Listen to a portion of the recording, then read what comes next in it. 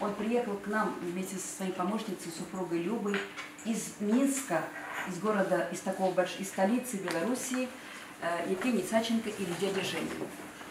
Дядя Женя открыл очень большой центр, школу для ребяток, попробовал работать руководителем, преподавателем.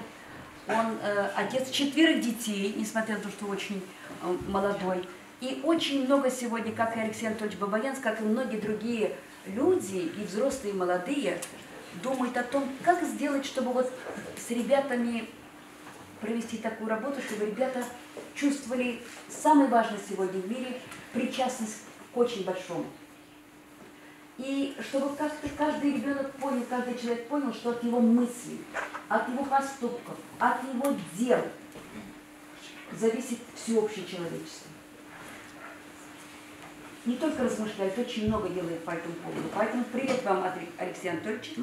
Я сейчас с большим удовольствием вам предоставляю его друга, нашего большого друга, потому что он возглавляет Белорусский центр гуманной педагогики классической. Дядя Женя. Пожалуйста, дядя Женя. Спасибо.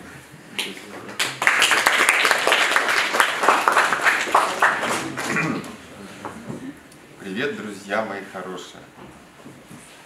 У нас с вами сейчас будет часов, наверное, 7, мне сказали. Вы хорошо покушали, отдохнули. 7 часов выдержите? Да. Да, спасибо, дружище. Отлично.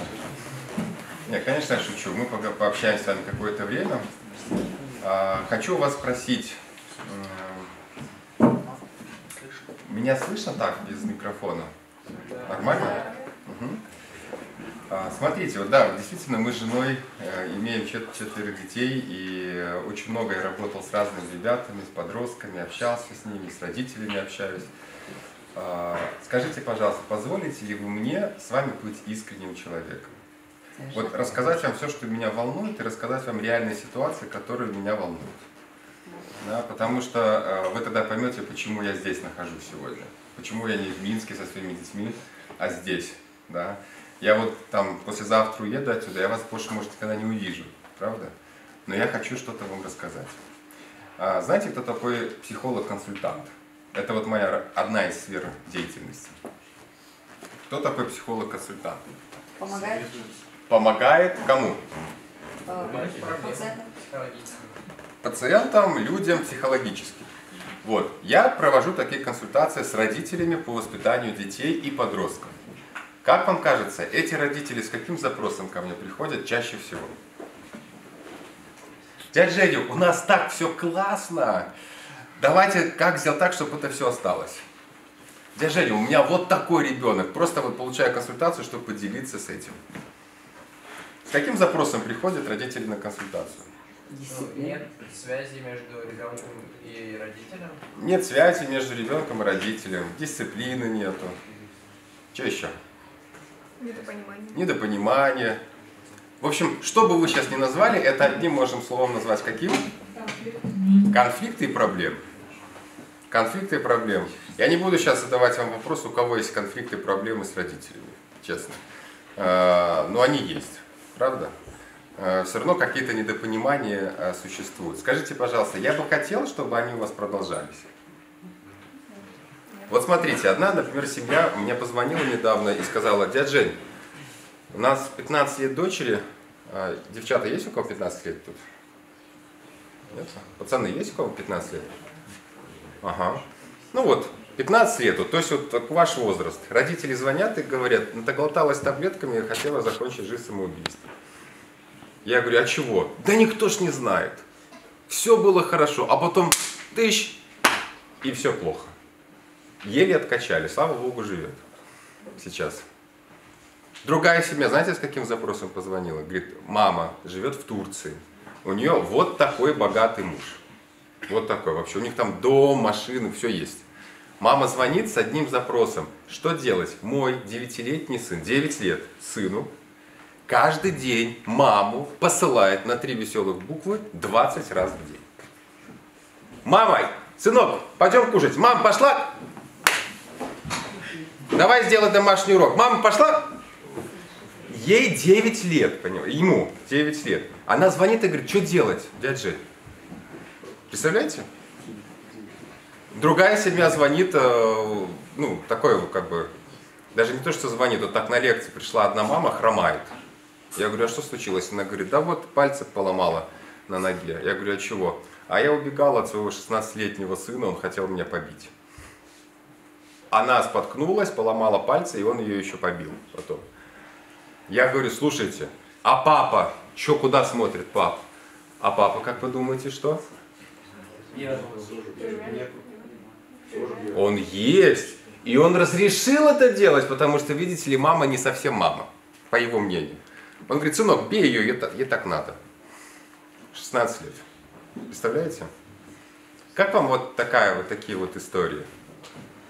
Я вам сейчас рассказал не самые страшные, это я рассказал как бы обычные истории.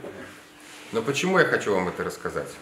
Скажите, пожалуйста, вы уже скоро станете родителями, правда? Все. Да? Ну, 10 лет, ну хорошо, возьмите. Да? У кого есть гарантии, что ваша семейная жизнь будет счастливой, когда вы вырастете? Ваш ребенок не будет вас посылать, ваш ребенок не будет вас бить, муж не будет разрешать вашему ребенку бить вас. Есть ли у вас такая гарантия? Какая? В чем она заключается? Есть гарантия, что у тебя такого не будет? А в чем она заключается? Почему ты думаешь, что у тебя такого не будет? Ты мусульманин?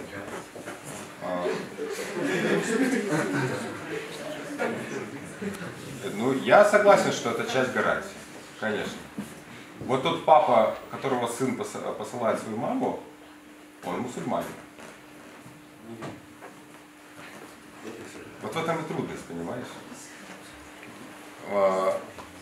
А хотели бы вы такие гарантии получить? Чтобы в вашей жизни все было хорошо. Тогда я расскажу еще один маленький случай, и вам потом покажу несколько фильмов, чтобы мы эти гарантии с вами, ну, как бы прочувствовали сегодня. Я что-то не просто хотел просто поболтать с вами. Поднимите руки, кто из вас хотел бы получить классный, хороший такой дом, большой, дорогой, хорошую машину? Есть такие здесь? Отлично, я тоже. Я тоже. А скажите, пожалуйста, а это плохо или хорошо, что у нас такое желание? Или плохо? Конечно, хорошо. Это нас мотивирует куда-то двигаться, учиться, правда? Хорошо. И вот однажды ко мне обратился один мужчина, мой друг, и говорит, дядя Женя, я построил дом за $1 миллион. Это много или мало? Ну, достаточно. $1 миллион это дом такой, у него там был 1000 квадратных метров. Я говорю, так а в чем твоя проблема? Он говорит, я построил дом. Для кого, как вы думаете, большой дом он строил? Для семьи. У него была семья, жена, дети. Он строил этот дом для них. Но когда он его достроил и въехал туда... Да, они развелись. Он въехал туда один. В огромный дом на 1000 метров. И он мне пришел с каким запросом на консультацию? Да, скучно, правильно. Что мне там делать одному? Что мне там делать? Жена и дети не хотят со мной жить. Деньги и дома, машины могут быть гарантией нашей счастливой жизни? Да.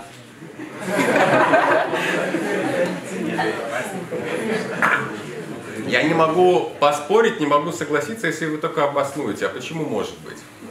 Почему не может? Лучше платить. А? Почему не может? Лучше платить в хорошем доме, чем на помойке. Лучше плакать в хорошем доме, чем на помойке. Ну. А есть вариант вообще не плакать и жить счастливо?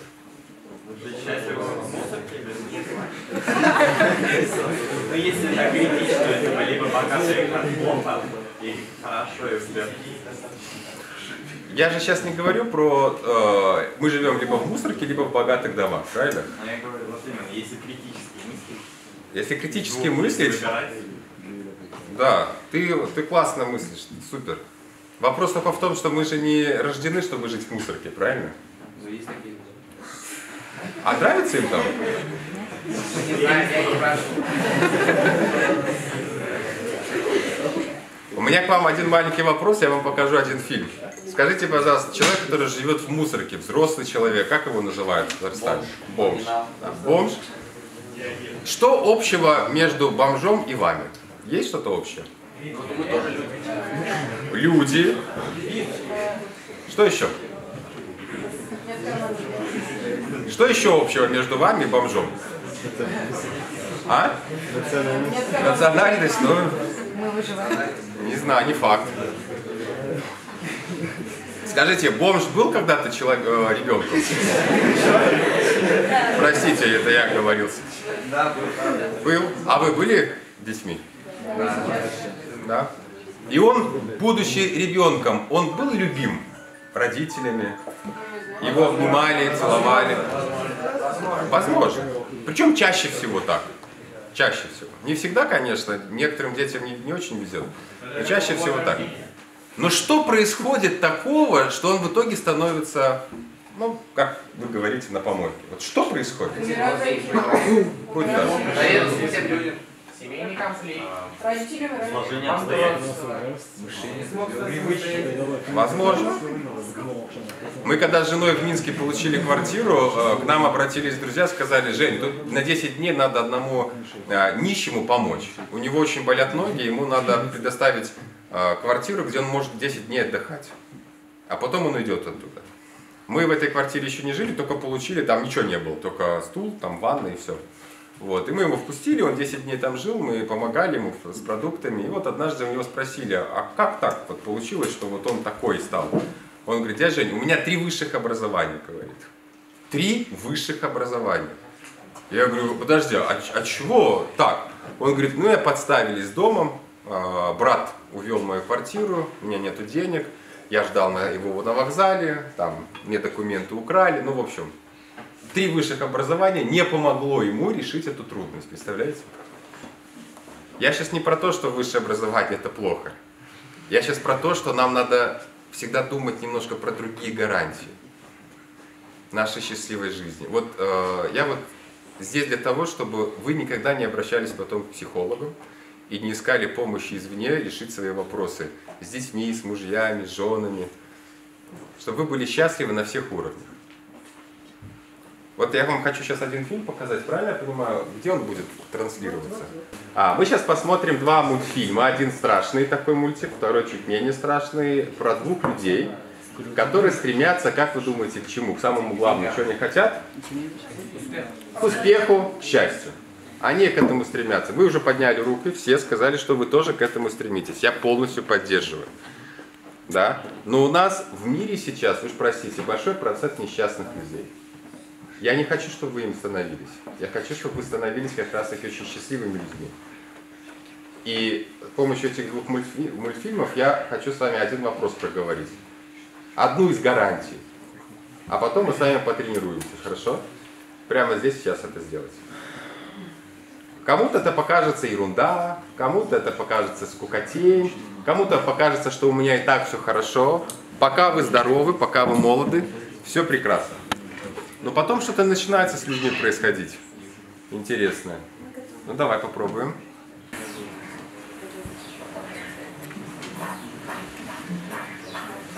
Девчата, если дашь набрать.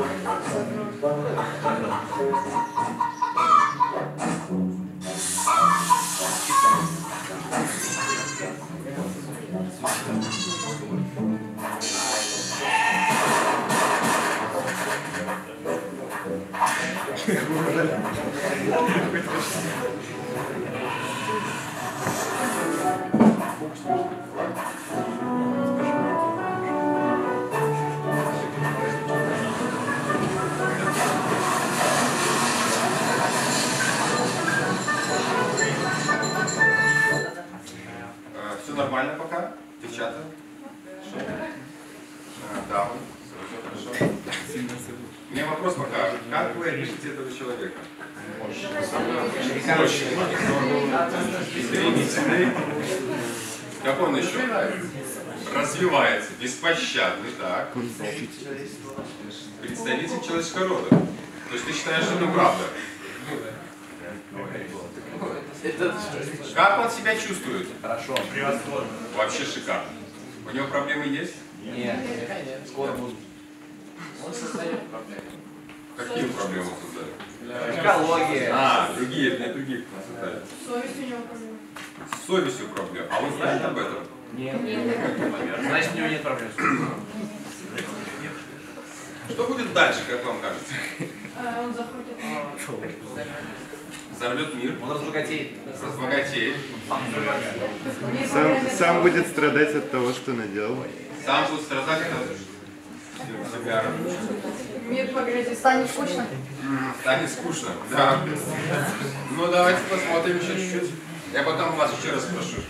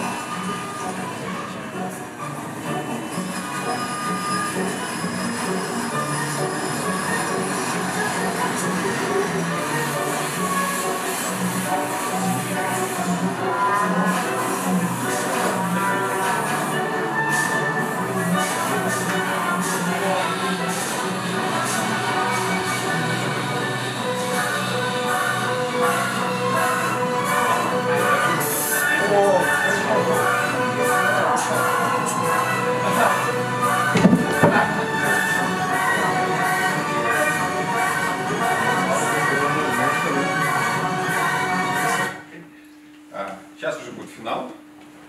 Хочу еще раз вас спросить, если бы вы были режиссером этого мультфильма, чем бы вы закончили? Инопланетяне. Взрыв планеты. Взрыв планеты?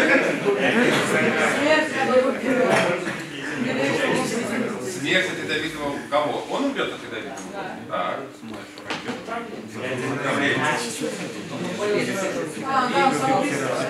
Он понял, что ошибку, пытался бы исправить.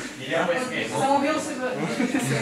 Сам Ну вот опять-таки, друзья мои, вот такие вопросы, которые он задал раньше. Он, смотрите, как он себя чувствует. Извините, я, может быть, буду тут мешать. Он сейчас Превосходство. Счастлив! Посмотрите на него. У него деньги есть? У него сапоги из змеиной кожи прямо из пустыни, понимаете? Шуба у него прямо с тюленя, понимаете? Вообще круто, у него все круто. У него дом есть? Есть. У него телефон есть?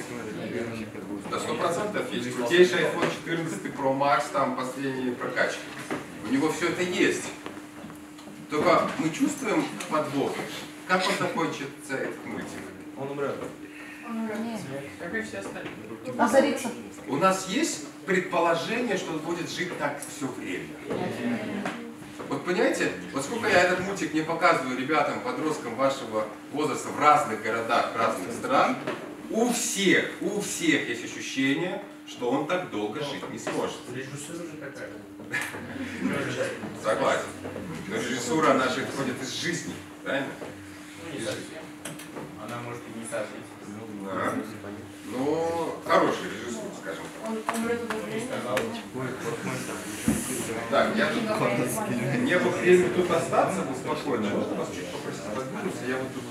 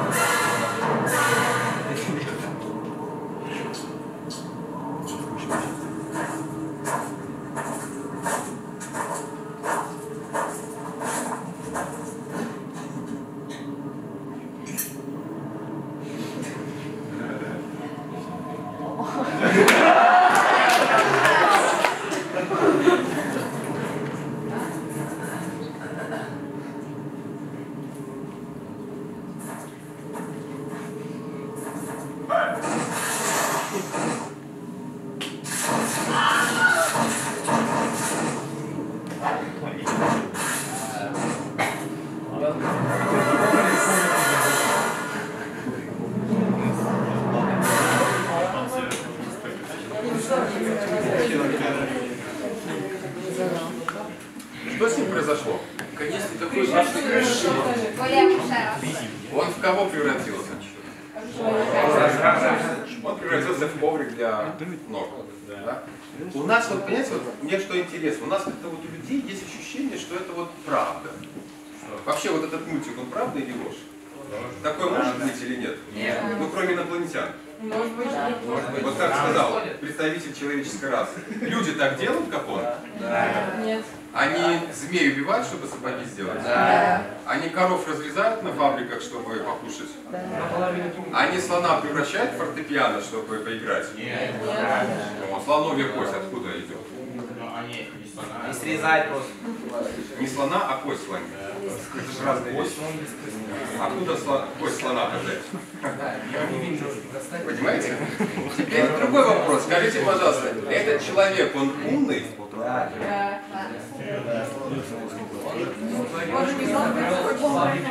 Да, он в одиночку забрел фабрики. Он очень умный человек. Вообще, очень богатый, очень умный, очень креативный, очень инициативный, очень предприимчивый, очень веселый, очень счастливый, а закончил ковриком для ног. Ну не повезло. Сами Я вот об этом и говорю, что вот сколько я с детьми не работаю, с подростками не работаю, да, ощущение, что об этом не говорят. А когда надо говорить вот с этим человеком о том, чтобы он ковриком не закончил жизнь свою? Когда он уже на вершине горы стоял? Нет. Измениться надо вовремя. Когда? Когда надо было с ним говорить об этом? Когда он там, Когда он решался подниматься. Когда он резал змею, когда... Когда музыка началась, когда он к первому жучку подошел, когда он еще не сделал первое преступление, когда он был маленьким, когда он был подростком, он учился просто, он еще ничего не сделал. Понимаете, вот тогда это надо было говорить. А у нас, значит, такая сейчас беда такая, что вот с ребятами с вами говоришь об этом, ну нет, это ж, нет, это все хорошо, мне все нормально. Это у него там проблемы, это у них там проблемы, а у меня нормально все. Все хорошо. Я не хочу, чтобы вы закончили с ковриком для ног. Понимаете? Вы должны быть умными. А как закончить тогда? Как закончить? А как вы хотят закончить? Инопланетяне тоже не хотели. Да. Как бы ты хотел вдруг закончить? Жизнь. Да, ну жизнь, например. Вот не знаю, тебе 90 лет. Где ты его видишь? На вершине горы. На вершине горы. А кто рядом с тобой находится? А? Горные козлы. Ты там один? Нет. А кто там? А? Близкие. Может, там у тебя домик красивый есть, правильно? Либо что-то еще такое есть красивое, правильно? Мы все хотим закончить в том состоянии, когда нас любят, и мы можем любить, правда? Когда есть человек, который так подойдет и скажет: дружище, я рад, что ты есть. Сынок, я очень рад, что ты есть. Все хотят так, понимаете? Вопрос, что надо сделать, чтобы так закончить? Думать, прежде чем делать. А вот как это жить достойно? Вот хотите, сейчас второй мультик вам покажу, и мы потом вот вернемся к этим вот разговорам. Что же мы все-таки можем сделать сегодня? Да? Второй мультик будет менее такой страшненький.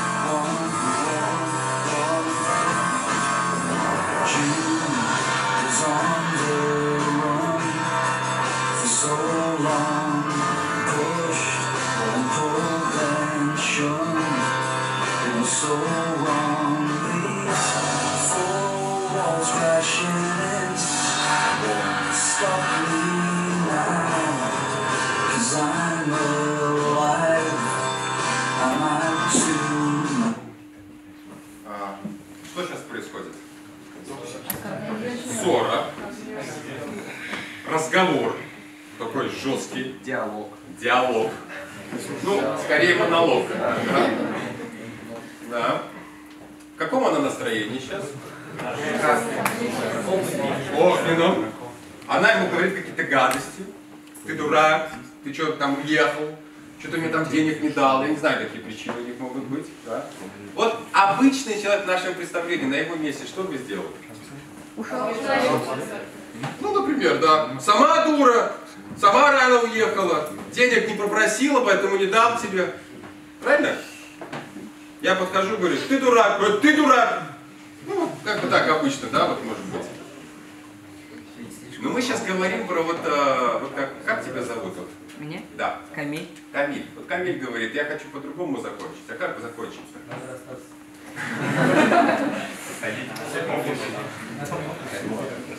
Да, возможно, они не созданы друг для друга. Да? Но почему это тетя кричит на него? Потому что она его не любит? Или потому что ей плохо? Можно такое быть? Ей просто плохо. Ей хочется что-то избавиться. Но она это делает, ну, как бы так, криво.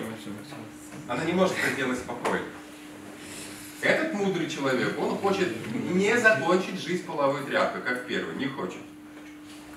Что он будет делать дальше?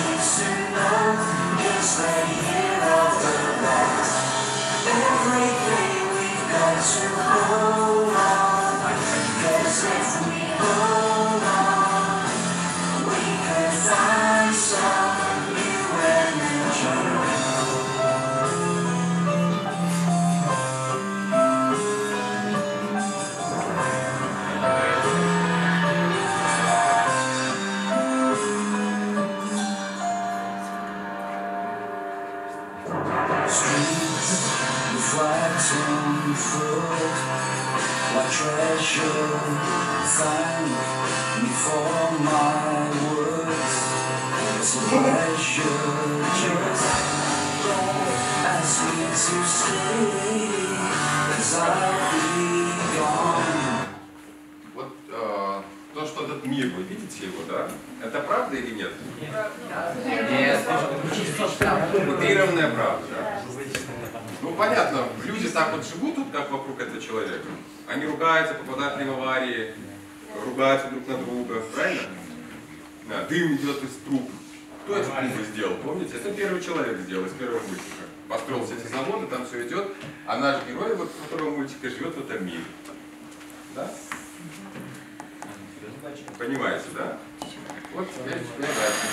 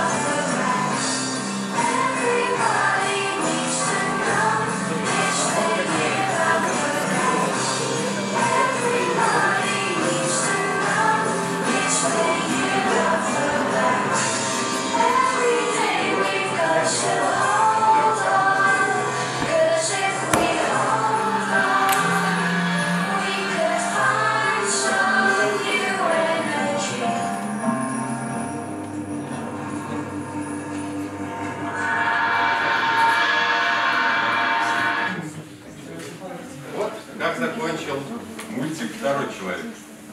Камиль, похоже на то, что мы на вершине горы с близкими?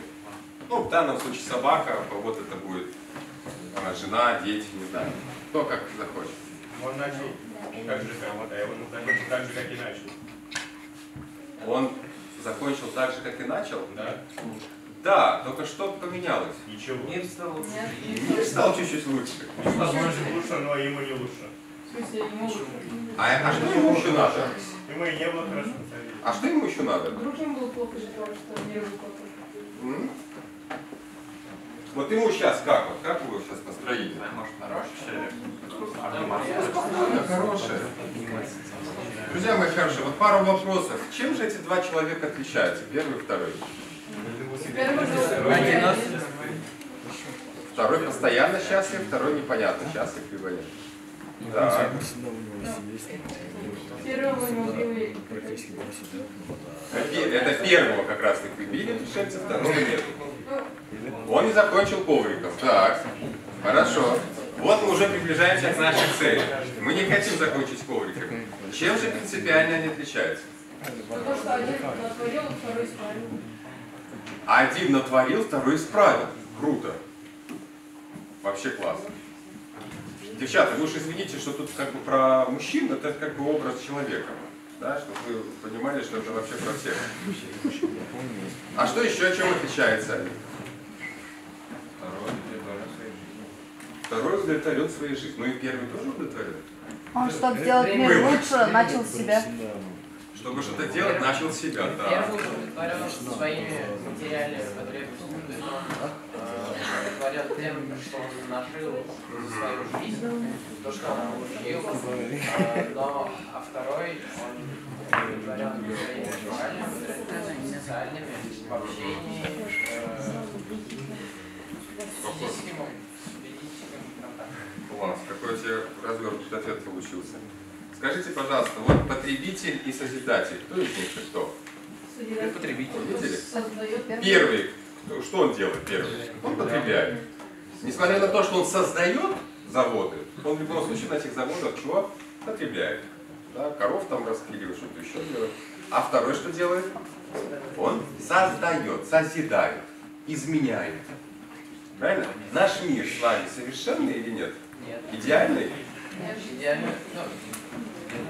Не существует. Не существует идеального мира. Почему? Всегда есть. Всегда есть возможность, что? Изменить. Прожить такую жизнь. От кого это зависит? Вот понимаете, вот давайте вернемся к коврику опять. Никто не хочет закончить коврик. Как сделать так, чтобы ковриком не закончить? Никто не знает. А вот он знает. Он знает. Он умеет обниматься, и это все. Только теперь у меня к вам вопрос, друзья мои. Вам понравилось, кстати, этот человек? Понравился? Вам понравилось, что он обнимался? Нет. А? Вот ты, хороший, задаешь тон.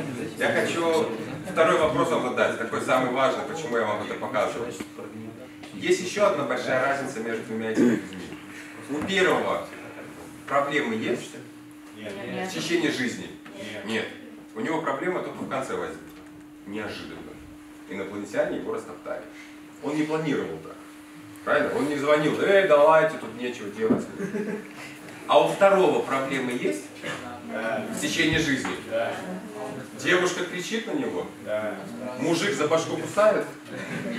Он полетел куда-то там, где-то там у него какие-то революционные моменты возникают. Это тяжелая жизнь, понимаете?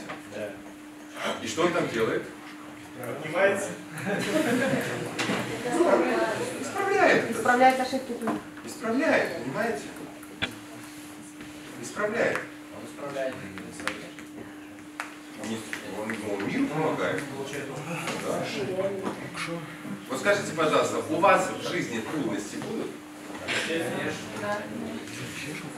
Что вы с ними делаете? Решаем. Как?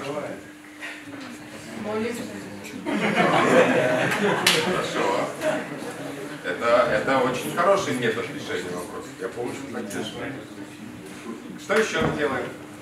Например, обижаемся. что такое быть? Я, предположим, папа. Не знаю, кто хочет со мной войти в дискуссию, поэкспериментировать? Кто самый смелый у вас тут? Есть такой? Ты? Как тебя зовут? Вильдан. Эльдан? Вильдан. Вильдан. Вильдан. Давай предположим, что я твой папа. Я не знаю, какие у вас проблемы в семье, есть либо нет, но я сейчас твой папа. Я прихожу, говорю, Вильдан, что ты расселся так? Ты тут не видишь, что тут девушки сидят, собрание идет нормальное. Что ты лег вот так, как кабан, а? Встал, я тебе сказал. Встань, Вильдан. И скажи, извините, я больше так не буду. Это сейчас играю, да, ты понимаешь. Я играю. У тебя сейчас Вильдан малый, он смелый, правильно? Он смелый. У Вильдана сейчас в жизни что началось? Вот сейчас, в данной ситуации. Проблема. Стресс это реакция на что? На трудность. На раздражительность, да. То есть у него сейчас возникает трудность в жизни. Папа решил его так повоспитывать. Правильно? У кого-то учитель сорвется, у кого-то друг сорвется, у кого-то там, я не знаю, прохожий сорвется на вас. Вы с как-то с братом будете, может быть, бороться. Что Вильдану делать в этот момент? Я вот сейчас как это, как женщина, которая в нем гуляет, да? Ты что не встал до сих пор? Ты глухой, что ли, или что?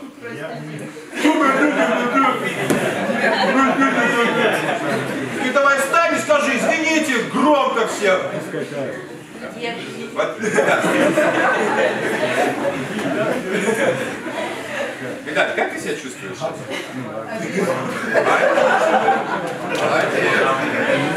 Это я просто хорошо играю. Да. Ты же понимаешь, что я тебя уважаю. Я тебя ценю за то, что ты поднял руку. Ты смелый человек. И вот ты сейчас обижен, у тебя трудность. Вот что делаем тогда? Понимаете, вот маленькая реакция, маленькая, причем Вильдан меня первый раз видишь. Маленький мой тон, он уже обижается. И что он делает дальше?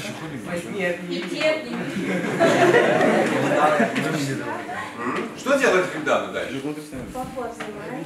Пойти поплакать. Плакать? Ты что, тряпка что ли? Вильдан? Ты же девчонка или что? А? Ты мужик или кто? Да, Вильдан. Я опять-таки хочу, мы сейчас со всеми вами работаем. У Вильдана трудность. Что ему делать? Безнадежность.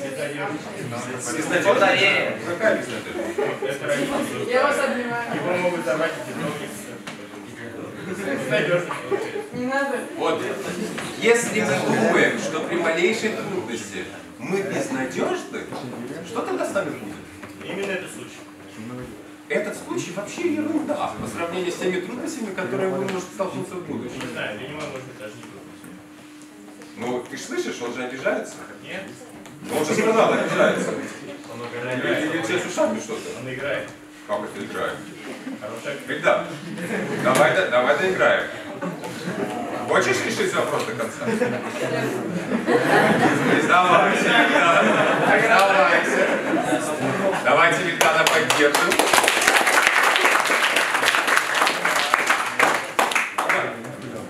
Давай попробуем.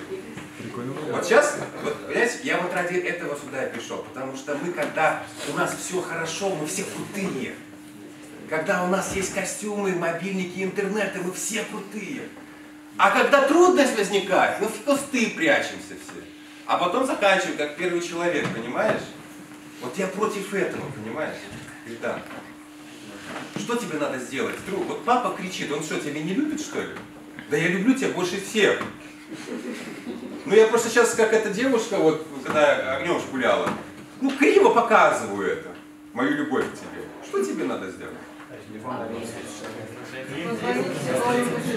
Позвонить психологу-консультанту. Так. И что папа скажет? Да, Вильдан, я пойду к нему на консультацию, конечно. Я сбегу. Что дальше будет с тобой, если ты сбежишь? Вот, Как как тебя зовут? Булат. Вот он прав. Это же твой родитель. Вариантов нет. Ты либо терпишь Вот так вот, обиженно. Либо сбегаешь. Если ты сбежишь, как твоя жизнь дальше устроится? Вообще непонятно. Детдом, может быть, там вообще какая-то жесть начнется, правда? Либо есть третий вариант. Какой? Папа поехали на рыбалку. А? Сопротивляться то же самое, что Принять. принять, помочь. Мне же плохо сейчас, как девушке, которая огня получит. Ну, может быть, получить удовольствие от того, что ты членом. Ну, может быть. Но нормальный человек в хорошем состоянии на своего ребенка кричать не будет. Но вы же ненормально получаете. Да, потому что нет. Понять можно, Поэтому, Ильдар, ты готов сделать другой шаг в Как отношении? может ребенок помочь взрослому человеку? Вот я сейчас хочу это беседу. А что, вы беспомощны, что ли? Взрослый не будет слушать. Вот если я, например, вот на тебя буду кричать, что тебе нечего будет делать, что ли? Я просто уйду. Просто убежишь. Уйду. В кусты. Нет, просто уйду. А зачем? А зачем мне слушать? Ну я же твой отец. Вы же не мой отец. Ну ладно, мы же поиграем до конца. Ну. У тебя папа есть? Нет. А учителя есть в школе? Они иногда кричат? Нет. Вообще не кричат? Нет. Круто в этой школе. Это хорошо, когда мы можем просто уйти. Но я хочу об этом сейчас с вами поговорить, друзья мои хорошие. Если мы будем всегда из всех трудностей уходить, что произойдет? Эта трудность рассосется? Может быть. Может быть. Вряд ли. Эта трудность перекинется, не знаю, на друга, на кого-то еще. Надо Да, постоянно научиться не создавать трудности. да, но мы сейчас живем в мире, где сколько трудностей. А почему нет? Ну, некоторые просто все бросают и начинают по новому. У меня бабушка учит. Какая ситуация, что это бывает? Прости, не слышал, что? Ну, все, люди некоторые просто все, там, работу, семью и поставляют и начинают жизнь по новому. Иногда стоит сдаться. Снова листаем. Чистого листа. Иногда стоит начать с чистого листа, конечно. Но стоит ли сдаваться? Ну стоит иногда. Ситуация может быть безнадежной. Ситуация разная бывает. Как шаг. Я хочу, Ильдан, ты готов продолжить? Либо кто готов вместо Ильдана продолжить? Ну, блин, вы мне потеряете физическую силу. Что вы мне сделаете? Вы мне кричите, но не бьете. Да, ты же обиделся, понимаешь, Ну, Ильдан? я просто сказала. Поднимите руки, кому хорошо жить с обидой? Кому хорошо жить с обидой в жизни? Вот кому классно? Обидьте меня, я так хочу жить с обидчивым. То, что мы обижаемся, это и есть проблема. Ну ладно, такой вопрос отвечаем. То, что мы обижаемся, раздражаемся, злимся, завидуем, это все проблемы. Нам не нужны инопланетяне, метеориты, чтобы эти проблемы. Ну что делать, если мы уже создали? Да, если вот что сделать, если уже проблема сама? Принять общественность. Принять ответственность, Ильдан. Ты сейчас, мы продолжаем. Мой сын. Какую ответственность ты можешь принять? Я на тебя кричу. Я накосячил, поэтому вы на меня кричите. Например, дальше что? Ну, я виноват. Так, Я же не могу просто сопротивляться. Я виноват. так. Ты виноват, конечно. Что я должна делать? Отгребать. Что нужно делать? Ударить отца.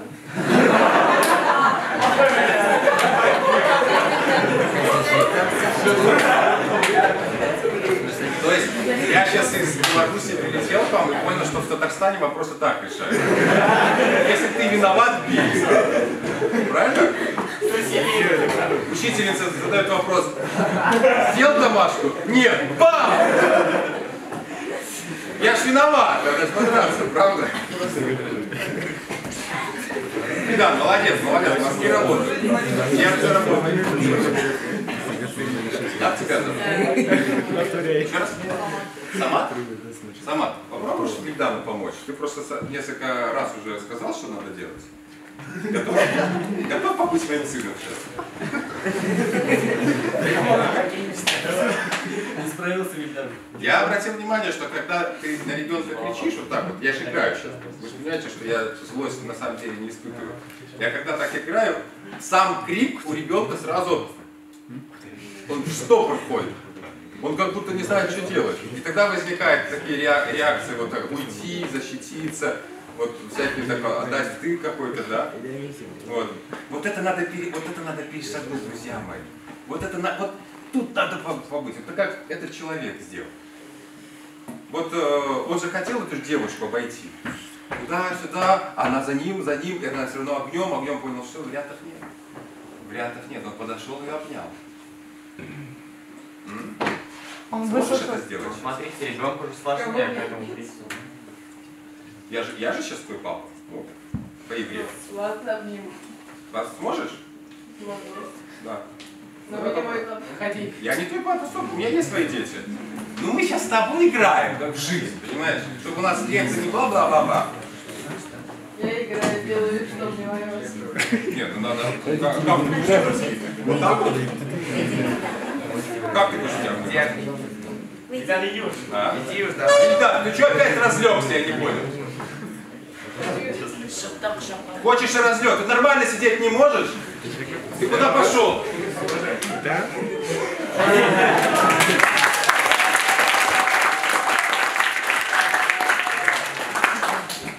Вот смотрите, я на него кричал, он меня обнял. Как я к нему чувствую? Что я чувствую? Не понятие. Я буду продолжать кричать на него? Нет. Ну я могу, конечно, сказать, ты чего? Ты что, меня обнимаешь? Ну могу. Но сейчас не хочу. Я говорю, Бигдан, ты чего? И вот в этот момент Бигдан принимает ответственность, как я говорил. Что ты должен сейчас сказать?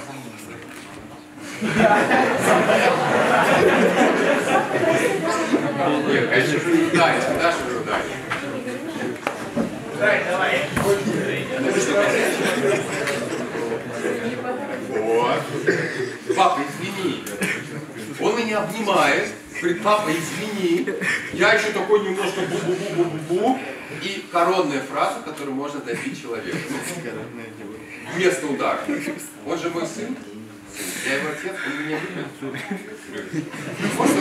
Можно сказать, пап, я люблю тебя? Можно сказать?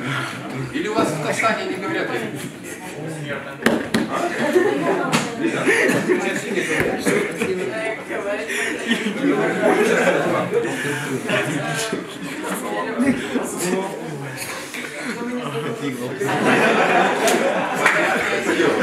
Я незнакомый дядя. Ну мы же сейчас тренируемся, правда? Тренируемся. Кстати, да, наши аплодисменты. Ну вот давайте сейчас коронный момент сделаем. Бильдан, что с твоей обидой сейчас стало? Она есть еще ко мне? А где она? Куда она исчезла? Вот знаете, Бигдан сейчас что он сделал?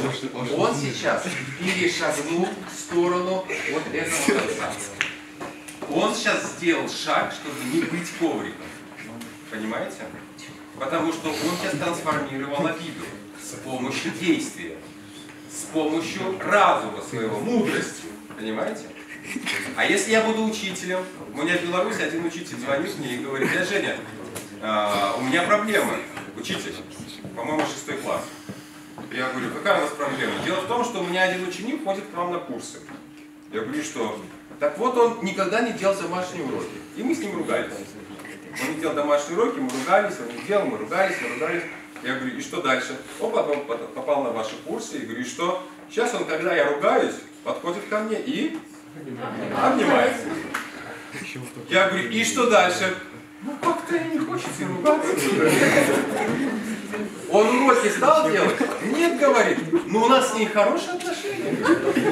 Я ему иногда помогаю, там что-то подделываю, как-то что-то еще. Это называется мужик решил вопрос, понимаете? Мужик вот решил вопрос. Потому что это же учитель тоже работает, понимаете? Я сейчас не говорю о том, что надо ходить и обнимать всех встречных. Это не про это речь идет. А речь про то, а что вы хотите? Девчат, мамы есть, папы, братья, сестры. Как же им нужна наша любовь? Очень сильно нужна. И вам очень нужна. В любом городе, в любой стране это нужно всегда. Особенно в школьное образование, когда учителя с детьми, одноклассники это делают. Понимаете?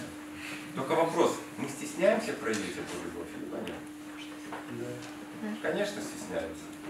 Нам кажется, что это стыдно. А вот послать на 3 буквы веселых, вот мы не стесняемся. Пошел Андрей, нормально. А сказать, дружище, я люблю тебя. Как тебя зовут? Агиля? Агиля, я люблю тебя. Но ты же честно, ты же хороший человек, правильно? Я вижу в твоих глазах. И у меня есть к тебе и уважение, и ценность, и любовь к тебе. Почему бы мне не сказать, что я тебя люблю? Вообще, я восхищен парнем, смелостью его, понимаете? Как тяжело, раз ты все равно встал перед всеми и обнял меня. Я реально восхищен. Почему бы не сказать об этом? Ваши учителя дают разные уроки. Менее скучные, более скучные, интересные, очень интересные. Как это получается? Учителям очень непросто ежедневно давать уроки хорошие, правда? Я что же учитель? Я открывал свою частную школу, я все это понимаю. Но кто-нибудь когда-нибудь подходил после каждого урока, обнимал учителя и говорит, спасибо вам за урок. Учителя же, извините, я не про вас конкретно, да, но я свое мнение скажу.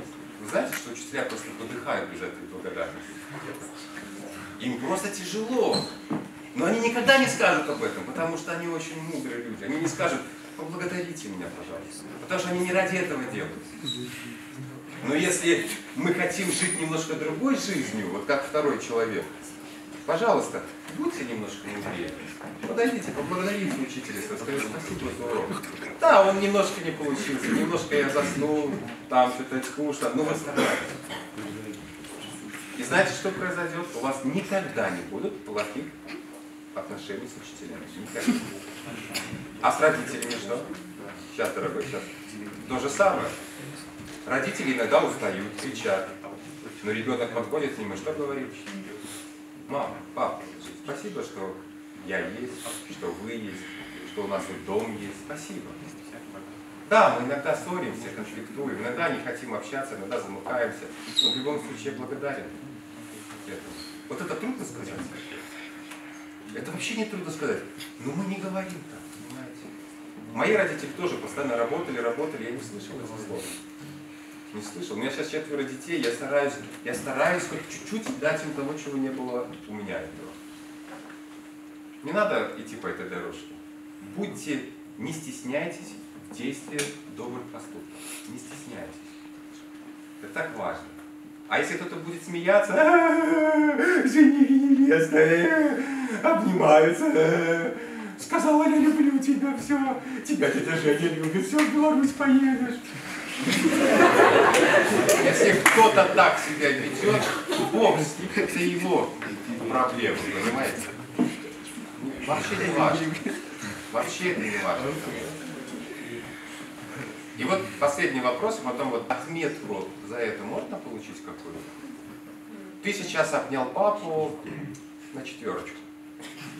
Так. А ты кивнула на мои слова спасибо, любви. Ну так, как бы так. Угу, ну 3 тебе. Может такое быть вообще? Ты друг на 5, а ты на 4. Ты мне больше конфет даешь, чем ты. Может такое быть? Вообще не может быть такого. Друг, он либо есть, либо он развивается еще как друг, понимаете? Это нельзя оценить вообще, это нельзя никогда сравнить. Любые усилия становятся очень важными, друзья мои, любые. От кого это зависит? Только от нас зависит, понимаете? Только от вас. Вот это самое, то, что я люблю в педагогике больше всего. Мы можем сделать все, что вот смотрите, какие школы строят для вас вообще. Мы с женой ходим, у нас в Беларуси таких школ нету. Вообще крутейшая школа. Все, вот и библиотека, и такие экраны, вообще все есть. Но жить хорошей жизнью от кого только зависит? Только от вас. Представляете, как интересно? Ни один учитель не может за вас прожить ни секунды. Ни секунды. Ни один учитель и родитель не знает, какими вы будете в будущем. Какое счастье тебя ждет в будущем? Никто ж не знает. Только ты сам будешь это строить, понимаешь? Делая выбор ежедневно. Простить, не простить. Жить с обидой, как Вильдан, либо не жить. признаваться в любви, либо не признаваться. Подойти к родителям, поблагодарить, либо нет. Все. У Булатова, спасибо, Булат, за твою искренность. Папы нет, есть мама, правда? Подойди к маме, скажи: мам, спасибо тебе за то, что ты меня воспитываешь одна. Я вижу, что тебе тяжело, я благодарю тебя, ценю это. Так, мама не хватает вообще. Я тебе как сын говорю, у меня тоже мама есть в Минске, она сейчас наша не осталась. Как же им не хватает, просто я цена вообще. Ну, мы же можем заниматься своими делами, правда? Интернетами, смс-очками, очень важными. Забываем. Какой у тебя вопрос? Вот у этого человека с собачкой, у него же был выбор, да? То есть он выбирал обнять, не обнять. А у того мужика на горе, у него не было выбора. Инопланетяне просто прилетели, убили. То есть, может, даже, по сути, и инопланетяне неправильно сделали. Инопланетяне должны были подойти, обнять, такие: вот, делай правильно. Но они убили. Но тоже как бы ушли от проблемы. Я с тобой очень согласен. И мужик тоже, ему не дали как бы выбора, просто взяли и убили. Но вот с выбором я не согласен. Он когда жука встретил вначале, у него был выбор? Так выбор есть всегда. Ему выбирать уже поздно было. Он мог просто перешагнуть. Он мог взять жука на листик отправить, правильно? Но он же его раздавил, правда? Этот человек тоже, когда женщину встретил, он мог ей дать в лицо, может орать в ответ, но он ее обнял. Вот, понимаешь, ты, как тебя зовут? Аяз. Аяз. Вот ты очень мудрую вещь заметил. Вот послушайте Аяза. Он говорит о том, что у нас у всех есть выбор, понимаете? Ежедневный выбор. Ежедневный выбор. Как вы будете, что будете принимать? И что из этого потом получится, это очень важно. Будьте предельно внимательны всегда. Если вы сейчас решите солгать, например, глядя в глаза маме, предположим, и вам за это ничего не будет, будете так делать? Нет. Вот соврете маме, и вам за это ничего не будет. Никакой ответственности, никакого наказания, ничего. Да, смотря какая ситуация. Но вот критическая ситуация. Последствий не будет, если ты соврешь. Если ты скажешь правду, ну, придется разбивать. Нет,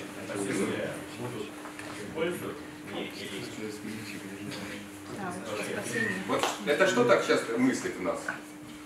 Солгать маме либо нет? В чем вопрос? В отношениях. Как солгать? Как солгать, чтобы так другому подставить еще, да? Нет, друзья мои хорошие, да. А вот его обняли, думаете, он поймет? Кого обняли? То, что он ошибся, сделал плохо. Вот давай вот мы с тобой сейчас немножко другой вопрос зададим. А что внутри нас помогает понять, что мы ошиблись? Вот что там внутри? Совесть. А? Совесть. Совесть. Есть такое понятие в Татарстане? Да. Совесть есть такое? Есть. Поведение другого человека. Когда совесть просыпается? Вот я, например, сейчас кричал на Богдана. У него совесть просыпалась в этот момент? Да. Нет, он только обижался сидел, понимаете? Обижался. А если я... А когда он подошел ко мне, обнял меня, что во мне проснулось? Сразу совесть. Я... Да, извини, что ты на тебя кричал. Ладно, иди, молодец. Вот понимаете, как это устроено? Если мы человеку даем ощущение добра, любви, красоты, у него просыпается совесть, и он такой: блин, я накосячил. Так же оно происходит. Вот у меня был один мальчик, я вам просто расскажу про ложь, раз мы заговорили. Ему 16 лет было. Он приехал ко мне в лагерь, там была неделя в лагере, в палатках, без телефона. С его стороны. Да, ужас вообще. Но это было круто, там столько всяких экспериментов было. И вот он приезжает такой, а его папа такой говорит: дядя Женя, у него телефон остался, заберите ему этот телефон. Я говорю: ну ладно. Так собрал вот отряд, там только мальчики были. Говорю: пацаны, кто не сдал телефон, сдавайте. Кто-то сдал, кто-то... А он сидел. Я так на него смотрю, сидит такой, типа, не при делах. Ладно. Все, разбегаемся. Он встает, так к нему подхожу, говорю: слушай, ну если ты не сдал телефон, давай сдавай. Он говорит: да, хорошо. Хорошо. Пошел к папе, типа, сходил, пришел, говорит: дядя Жень, я папе дал телефон. Ему 16 лет. Ну, не надо быть экстрасенсом, чтобы понять, что он сейчас очень жестко мне соврал. Ну, видно прям сразу, глаза бегают, понимаете, вот. Я так на него смотрю и говорю: спасибо, хорошо, что ты это сделал. И он 7 дней прятался от меня с телефоном там, в палатках, в лесу. Весь лагерь, все вожатые приходили ко мне и говорят: дядя Жень, а вы не знаете, что он в телефоне там сидит? Я говорю: нет, он сказал мне, что он сдал. Как вот он сдал, если он в телефоне? Я говорю: он сказал мне, что он сдал. И так продолжалось 7 дней. Честно говоря, я чуть не повесился. Это было очень тяжело. То есть надо было каждому вот защищать его слова мне сказанные. Я знал, что он сидит в телефоне. Я знал, что он соврал мне. Что через неделю произошло, знаете? Мы уже разъезжаемся. Вот, костер последний такой, темнота, мы на гитаре играем. Все расходятся спать, а он сидит у костра. Я говорю: Миш, ты что не идешь? Он так: угу. Встает, отходит. Я говорю: Миш, иди спать. Он такой: дядя Жень.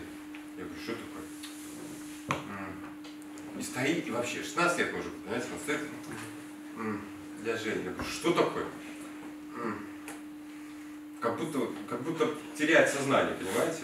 Что у него сейчас происходит? Ему тяжело сейчас? Конечно, тяжело. Он говорит: дядя Жень, я вам соврал. И такой голову опустил. Высокий, вот такой, как я ростом. Опустил голову.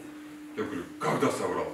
Он говорит: ну, когда сказал, что я телефон отдал папе, а на самом деле я же его не отдал, и смотрит на меня. Чего ждет после этого? Реакции. Какой реакции ждут дети, когда они типа ай-яй-яй, такой-сякой, да? Вот. Я на него так смотрю и понимаю, что ругать я его не могу. Я говорю: знаешь, а я знал, что ты мне соврал, просто я тебе не сказал. Говорю: чего? Вы знали, что я вам соврал? Я говорю: ну, блин, у тебя же на лице все было написано. И он с такими глазами потом уезжал из этого лагеря. С разговором о чем он уезжал?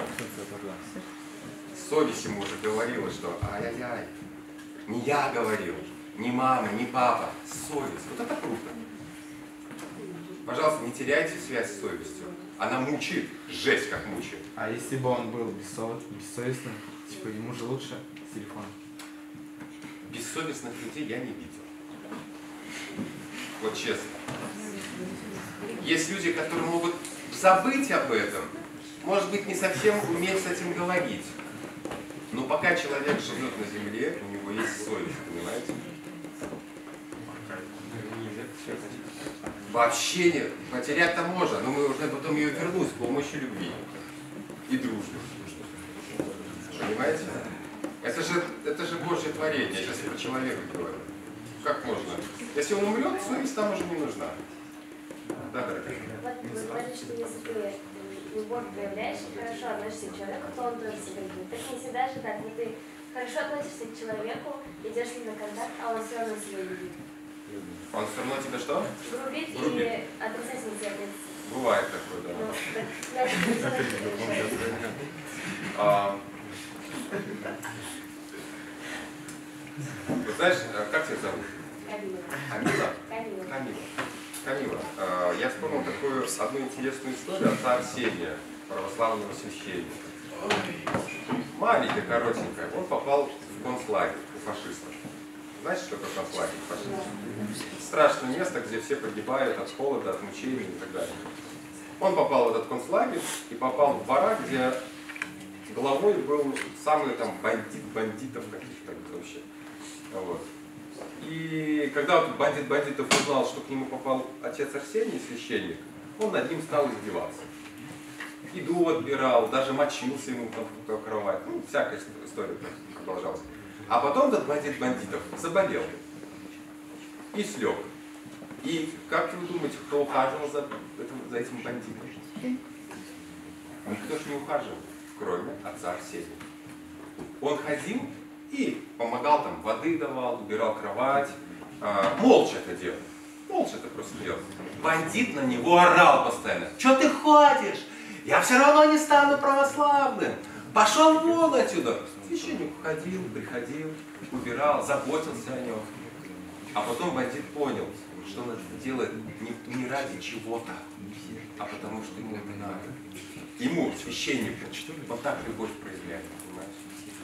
И знаешь, чем закончился здесь история? Из всего этого барака выжило 3 человек. Священник, вот этот бандит и еще 1 человек. И бандит стал учеником отца Ксении. Он полностью поменял жизнь. Стал служить в церкви и так далее. Это надо преодолеть. Но если я помогаю другому человеку за спасибо, за деньги, Вильдан меня обнимает, чтобы папа ему купил квадрокоптер, это не работает. Ноги вытирают, да. Но тут надо очень аккуратно это делать. Ты очень классные вопросы задаешь, дорогая. Очень аккуратно делать. Но никогда не терять надежды, что мы, люди, извини меня за это слово, должны помогать. Можно подойти и сказать: смотри, я все сделал, все, что мог. Вильдан, например, подошел ко мне, обнял меня, а я все равно: Вильдан, ты такой, сякой. Вильдан может подойти и сказать: папуль, я тебя обнял, я тебе в любви признался, я тебя люблю, я тебя буду дальше обнимать, но мне неприятно, что ты так чувствуешь. Мне неприятно это. Можем такое сказать? А если сказали не все? Тогда надо отойти. Тогда надо отойти в сторонку. Сказать: папуль, мне тяжело с тобой разговаривать, я не очень буду с тобой, не хочу с тобой разговаривать, пока ты вот так себя ведешь. А зачем? Да, папа будет звереть, я как, ты за мной. С подружками это вообще работает.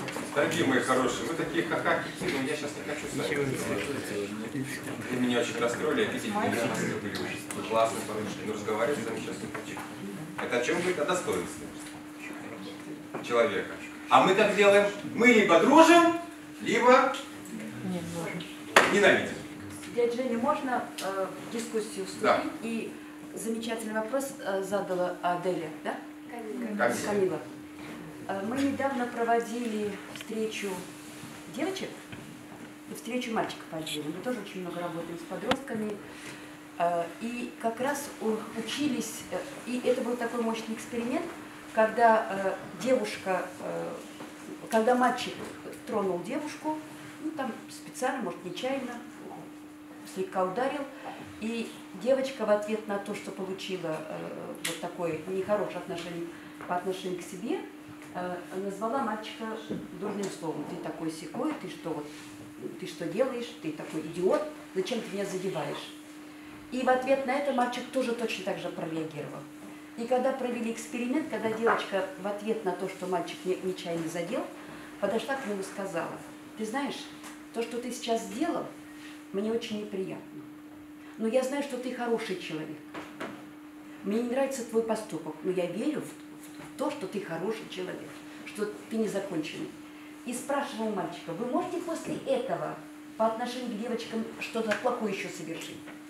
100% мальчики сказали: в ответ на такое обращение девочек на их поступок, они смогут потом по отношению к девочке подойти, ударить или что-то причинить, какую-то боль. Наверное, это вот какая-то, абсолютно дядя Женя прав, я тоже поддерживаю, потому что и свои дети взрослые, внуки, и часто так бывает, к большому сожалению. Ведь отношения – это качество жизни. От того, ты как относишься вот к нему, к миру, к родителям, ты так живешь. Ты как относишься, так живешь, ты так функционируешь. Вот сейчас педагогам говорят функциональная грамотность. Вас должны обучать функциональной грамотности, начиная с начальной школы. Это задача педагога. Что значит функциональная грамотность? Это я как звучу в этом мире, как я функционирую. И учитель, задача школы сейчас научить звучать в этом мире, функционировать. Поэтому замечательный вопрос и ваши действия. Просто я получила огромную радость от вашего ответа, что я все равно отношусь хорошо к этому, продолжаю относиться с уважением, но все равно в ответ пока слышу грубость. Это пока пенка, потому что там в глубине, видимо, боль есть какая-то. У этого человека в глубине есть боль, обид много. Девочка или это мальчик, или взрослый, или он еще эту боль не прожил, не пережил. И вы своим добрым к нему отношением помогаете ему прожить эту боль. И давайте я вам напоследок покажу еще 5 минут фильма. Мы его сейчас смотрели даже с 4 классом. Смотрите, Камила, немножко простой вопрос тоже. Мне очень просто нравится. Это на нашу тему, которую мы с вами разговариваем. Вы же не смеетесь, он называется «Анекдот дружбы». Что? У меня вопрос. Да. Например, вот ситуация. На вас кто-то кричит, горит огнем. Вы же пойдете обнимать его, да? Ну, обнимать это же активный Ну, метод. да. Можно сказать же хорошее слово, можно обнять, можно дать подарок. А он в ответ, например, оттолкнул, побил, еще чем-то накрыл и ушел. Так. Что вы будете делать потом? Вы же не будете, ладно? Все. Нет. Ты у меня спрашиваешь? Да.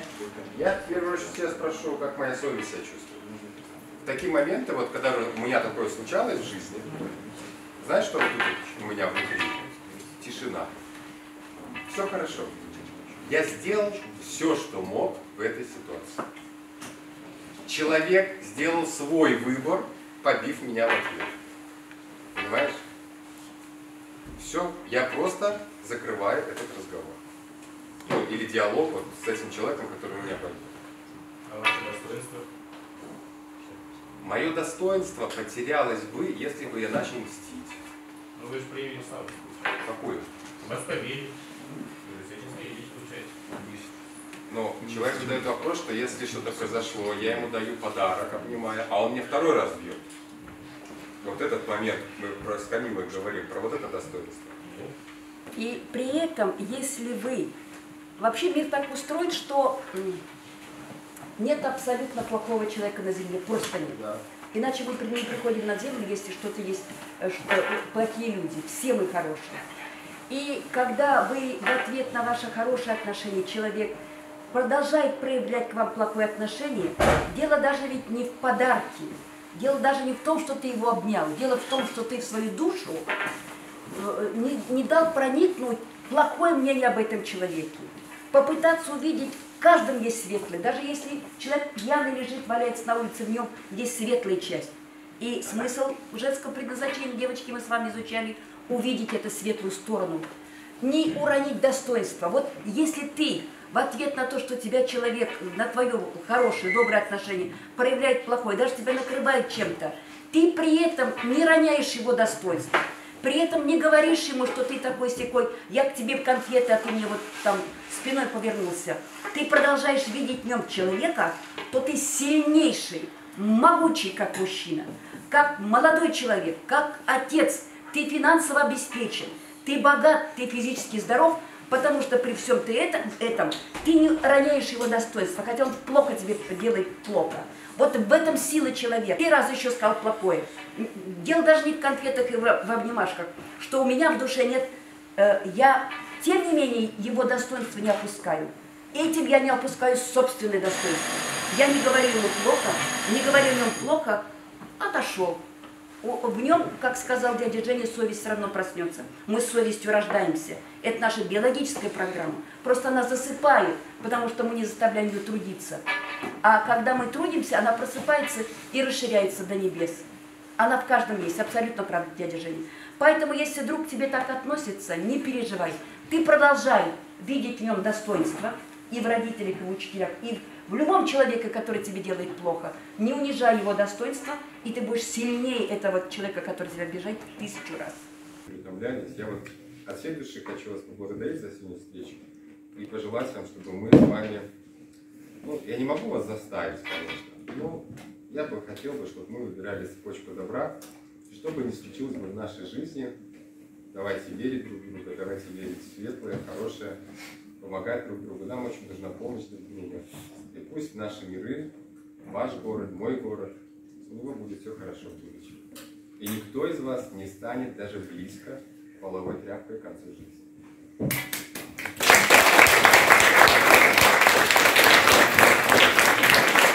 Спасибо организаторам этой встречи, этой прекрасной школе.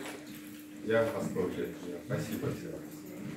Ребята, у меня есть к вам предложение, вот, на мой взгляд, как-то таким осмысленным, целевым разговором больше готовы вы. Вот эта школа, потому что она гуманитарная, у вас много писателей бывает, много философов бывает, журналистов много бывает, и вы привыкли к разговорам, причем толковым разговорам, а сегодня главное важно вот это. Если у вас есть желание поговорить на какую-то другую тему, у нас в набережных Челнах много психологов, преподавателей, мы готовы приезжать, ваш директор на это настроена, вот заместитель директора по воспитательной работе, вы могли бы дать темы, которые вас интересуют. Потому что эти разговоры как-то вот поднимают, эти разговоры. Один разговор иногда является озарением для того, чтобы вот быть успешным в жизни. И если есть такие предложения, пожалуйста, передайте. Мы готовы как-то очень часто встречаться. И дядя Женю хочу поблагодарить от вас, потому что он очень много городов объехал, российских, вот из Уфы приехал, был в Уфе, встречался с подростками. Но он всегда говорит, что в Татарстане удивительные дети, удивительные школы. Вообще везде удивительные. Неудивительных нет на земле людей, но тем не менее, вот такое его мнение. Пожелать вот ему, мы его ждем всегда в Татарстане, а от вашего имени поблагодарить.